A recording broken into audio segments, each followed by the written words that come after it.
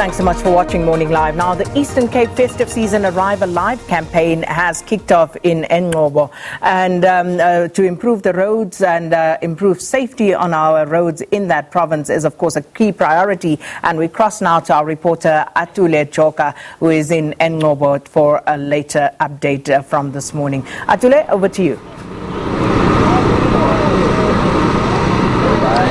Good morning once again, Sakina and Tuli, and in studio, and a warm welcome to SABC News viewers across the depths of this country.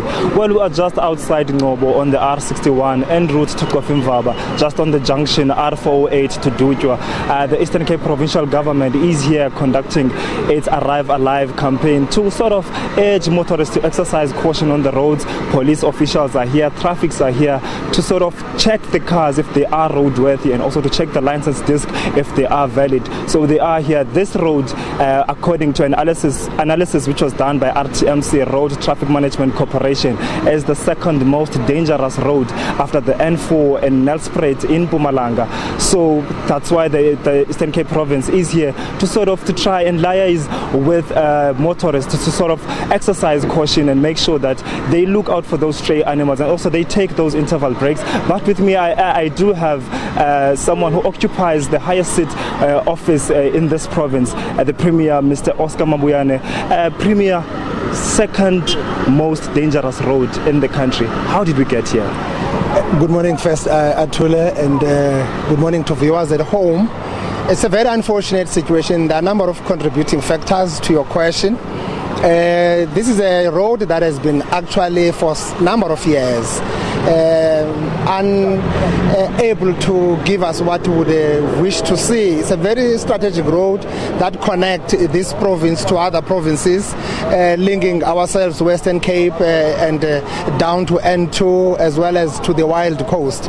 It's a road that the government has been working on it, and unfortunately the recent unfortunate situation has been the road works that has been happening here on the other side towards Mthatha. Unfortunately, the company that was appointed by Sanral couldn't finish the work. It was liquidated. It contributes a lot, but historically this is a road that has been giving us too much problem. But as you can see that we have worked the road, and we have been actually making the road a little bit wider, giving the yellow line so that traffic can move at least a little bit smoothly. But the problem continues. I think it's more on reckless driving, and we have seen that that accounts for almost 80%. The reckless drivers, and but also the pedestrian is contributing, the stray animals, as well as this road cuts the province through the rural areas. And we're making this appeal.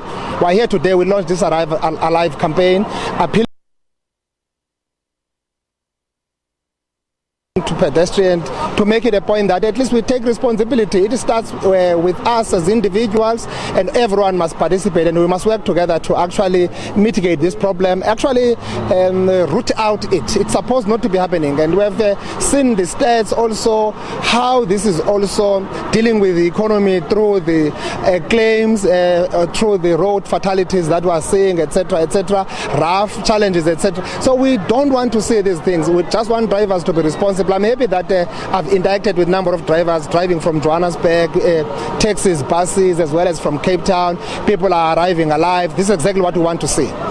And also, Premier, speaking of the construction companies that do works on this road and leave them halfway, it seems to be a norm. It seems to be something that usually happens here in the Eastern Cape. And the people who suffer the most are the people that are on the ground.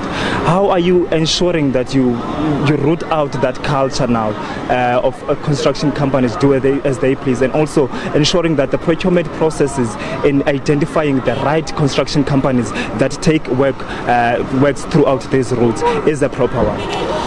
This is the discussion that we actually have been having with Sandra. These are roads that have been given over to Sandra. I've met with the minister as well, Minister Mbalula, around this problem.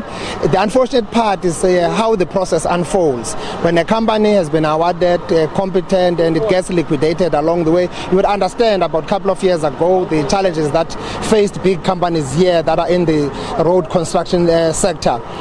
This company was one of those companies that were affected. It's unfortunate unfortunate, but the issue is transition from that kind of a situation to another situation where you can easily get work done. So now you'll be talking about a lot of escalation costs unnecessarily.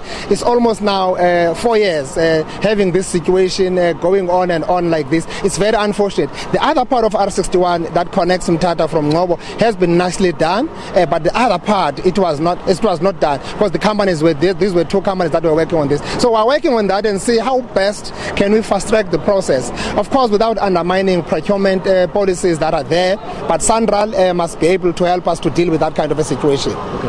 Well, that was the Premier of the province due to time. So the Premier, thank you so much. Saying that they will try and ensure that the procurement processes do go, that they do follow the proper procedures, and also they try and expedite those processes to make sure that those roads are nicely and properly done. From myself, Atule Joka, and the man behind the lens, my colleague Engcobo, it is back to you in studio.